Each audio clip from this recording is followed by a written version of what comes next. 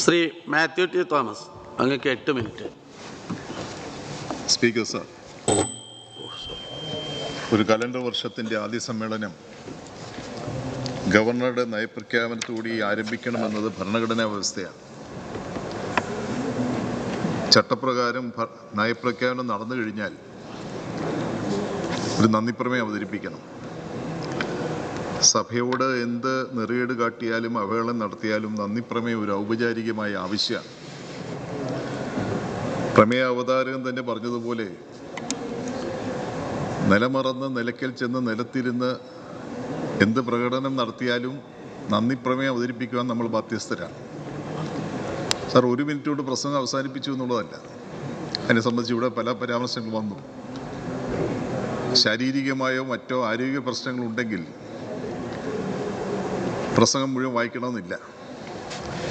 ശാരീരികമായ പ്രശ്നമായിരുന്നോ മറ്റെന്തെങ്കിലും പ്രശ്നമായിരുന്നോ എന്നുള്ളത് തുടർന്നുള്ള ദിവസങ്ങളിലെ പ്രവർത്തനങ്ങളിലൂടെ നമുക്ക് വിലയിരുത്താൻ കഴിയുമെന്ന് മാത്രമാണ് സൂചിപ്പിക്കാനുള്ളത്. പക്ഷേ ഞാനൊന്ന് പറയാൻ ശ്രമിക്കുന്നത്, നന്ദി പ്രമേയത്തിന്മേലുള്ള ചർച്ച എന്ന് പറയുന്നത് പ്രധാനപ്പെട്ട ഒരു സംഗതിയായി മാറുന്നത് ഗവൺമെൻറ്റിൻ്റെ നേട്ടങ്ങളും ഗവൺമെൻറ് നയങ്ങളും നിലപാടുകളും വ്യക്തമാക്കുവാൻ വേണ്ടി ഭരണപക്ഷം ഒരു ആയുധമാക്കുമ്പോൾ എന്തെങ്കിലും പോരായ്മകൾ ഉണ്ടെങ്കിൽ അത് ചൂണ്ടിക്കാണിക്കുവാനും ഗവൺമെൻറ് ആക്രമിക്കാനുള്ള അവസരമായി പ്രതിപക്ഷം അത് ഏറ്റെടുക്കുകയാണ്.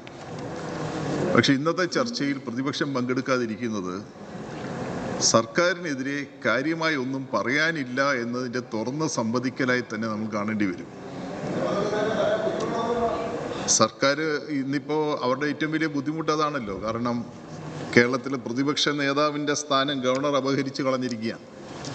പ്രതിപക്ഷ നേതാവിന് യാതൊരു പ്രസക്തിയും ഇല്ലാതെ അദ്ദേഹത്തിൻ്റെ ഉത്തരവാദിത്തങ്ങളും ചുമതലകളും അദ്ദേഹം ചെയ്യുമെന്ന് നാട്ടുകാർ പ്രതീക്ഷിക്കുന്ന കാര്യങ്ങളൊക്കെ ഗവർണർ ചെയ്തുകൊണ്ടിരിക്കുന്നുണ്ട്. പ്രതിപക്ഷത്തിന് യാതൊരു പ്രസക്തിയും ഇല്ലാത്തൊരു സ്ഥിതിവിശേഷം.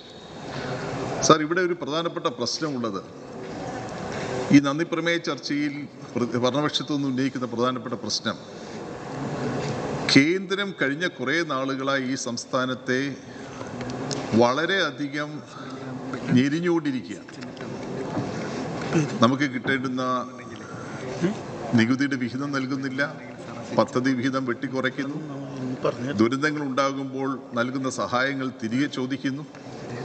സാർ, ഈ പ്രശ്നങ്ങൾ എന്ന് പറയുന്നത് കേരളത്തിലെ ജനങ്ങളെ നേരിട്ട് ബാധിക്കുന്ന പ്രശ്നങ്ങളാണ്. ഈ പ്രശ്നങ്ങളിൽ പ്രതിപക്ഷത്തിൻ്റെ സമീപനം എന്ത് എന്ന് വ്യക്തമാക്കുവാൻ കൂടി ഈ നയപ്രഖ്യാപനത്തിൻ്റെ ഈ നന്ദി പ്രമേയ ചർച്ചയിൽ അവർ അവസരം ഉണ്ടാക്കേണ്ടതായിരുന്നു. കാരണം ഫെബ്രുവരി 8-ാം തീയതി ഡൽഹിയിൽ വെച്ച് നടക്കാൻ പോകുന്ന വലിയ സമരത്തിൽ പങ്കെടുക്കാൻ വേണ്ടി ആദ്യം മുഖ്യമന്ത്രി ക്ഷണിച്ചപ്പോൾ ആലോചിച്ചിട്ട് പറയാമെന്ന് പറഞ്ഞവർ ആലോചിച്ചതിന് ശേഷം പങ്കെടുക്കേണ്ടതില്ല എന്ന് തീരുമാനിച്ചതിൻ്റെ യുക്തി എന്ത് ജനങ്ങളെ ബോധ്യപ്പെടുത്താൻ അവർ ബാധ്യസ്ഥരാണ്. കേന്ദ്ര ഗവൺമെൻറ് കേരള സംസ്ഥാനത്തെ ബുദ്ധിമുട്ടിക്കുന്ന കാര്യത്തിൽ ഞങ്ങൾ കേന്ദ്രത്തോടൊപ്പമാണോ എന്ന സംശയം ജനിപ്പിക്കുന്ന രൂപത്തിലുള്ള നിലപാടാണ് ആലോചിച്ചതിന് ശേഷം അവരെടുത്തത് എന്നാണ് നമ്മളിപ്പോൾ മനസ്സിലാക്കുന്നത്. സാർ, ഈ കാലഘട്ടത്തിൽ ഉണ്ടായ രാഷ്ട്രീയ മാറ്റങ്ങളെ സംബന്ധിച്ച് ഒരു ചിന്ത ആവശ്യമാണ്. പൊതുമണ്ഡലത്തിലെ ചിന്താഗതിയിൽ വരുന്ന മാറ്റം വളരെ പ്രധാനപ്പെട്ട, വളരെ ഗൗരവമായി നാം കാണേണ്ട ഒരു വസ്തുതയാണ്. സാർ, 1992 ഡിസംബർ മാസം 6-ാം തീയതി ബാബറി മസ്ജിദ് പൊളിക്കപ്പെട്ടു. അന്ന് മതേതരത്വത്തിൻ്റെ കശാപ്പ്, ജനാധിപത്യത്തിൻ്റെ തകർച്ച എന്നൊക്കെ വിലയിരുത്തപ്പെടുകയുണ്ടായി. സാർ, 30 കൊല്ലം കഴിയുമ്പോൾ സ്ഥിതിഗതികൾ എന്താണ്? 92 ഡിസംബർ മാസം 6-ാം തീയതി നടന്ന സംഭവത്തെ ഒരു ചരിത്ര സംഭവമാക്കി നടന്ന ഒരു സംഭവം എന്ന നിലയിൽ മാത്രം കണ്ടുകൊണ്ട് ആ സ്ഥാനത്ത് പണിത ക്ഷേത്രത്തിൻ്റെ ഉദ്ഘാടനത്തിന് അത് തുറന്നു കൊടുക്കാൻ വേണ്ടി പ്രധാനമന്ത്രി നേരിട്ട് പോവുകയാണ്. ഭരണകൂടത്തിൻ്റെ വീഴ്ചയിൽ നിന്ന് ആരംഭിച്ച ഒരു സംഗതിയുടെ പരിസമാപ്തിക്ക് വേണ്ടി ഭരണകൂടം തന്നെ ചെല്ലുന്നു എന്ന് പറയുമ്പോൾ നമ്മുടെ പൊതുമണ്ഡലത്തിലെ ചിന്താഗതിയിൽ ഉണ്ടാകുന്ന മാറ്റം വളരെ ഗൗരവമായി നമ്മൾ കാണേണ്ടതായിട്ടുണ്ട്.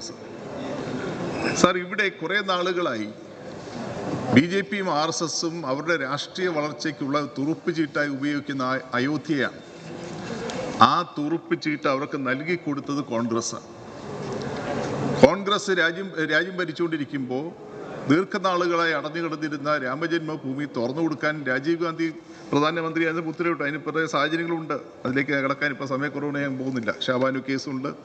ഷാബാനു കേസിൻ്റെ പശ്ചാത്തലത്തിൽ വന്ന മുസ്ലിം women protection on divorce act ഉണ്ട്. 1989 തെരഞ്ഞെടുപ്പിന് മുമ്പ് തുറന്നു കൊടുത്ത രാജീവ് ഗാന്ധിയാണ്. അപ്പോൾ ആദ്യമായി തെരഞ്ഞെടുപ്പ് രംഗത്തേക്ക് രാമജന്മഭൂമിയെ ഒരു വിഷയമാക്കി കൊണ്ടുവരാനുള്ള അവസരം BJPക്ക് നൽകിക്കൊടുത്തത് കോൺഗ്രസ്സാണ്. സാർ, അത് രഥയാത്ര നടത്തിയ അഡ്വാനിയെ അതിനെ അറസ്റ്റ് ചെയ്ത ചരിത്രത്തിലേക്കൊന്നും പോകാനിപ്പോൾ സമയമില്ലാത്തതുകൊണ്ട് ഒരു കേന്ദ്ര ഗവൺമെൻറ് തന്നെ താഴെ വീണത് ആ രഥയാത്രയെ തടഞ്ഞതുകൊണ്ടാണ്. അവിടുത്തെ ബാബറി മസ്ജിദ് പൊളിക്കാൻ വേണ്ടിയുള്ള പരിശ്രമത്തെ അഡ്വാനിയെ അറസ്റ്റ് ചെയ്തുകൊണ്ട് തടയാൻ വേണ്ടി തയ്യാറായതുകൊണ്ട് VP സിംഗിൻ്റെ ഗവൺമെൻറ് തന്നെ താഴെ വീണു. സാർ, 92 ഡിസംബർ മാസം 6-ാം തീയതി ബാബറി മസ്ജിദ് പൊളിക്കുമ്പോൾ ആരാ പ്രധാനമന്ത്രി? ആ പ്രധാനമന്ത്രി PV നരസിംഹറാവു വന്ന് എന്ത് ചെയ്തു?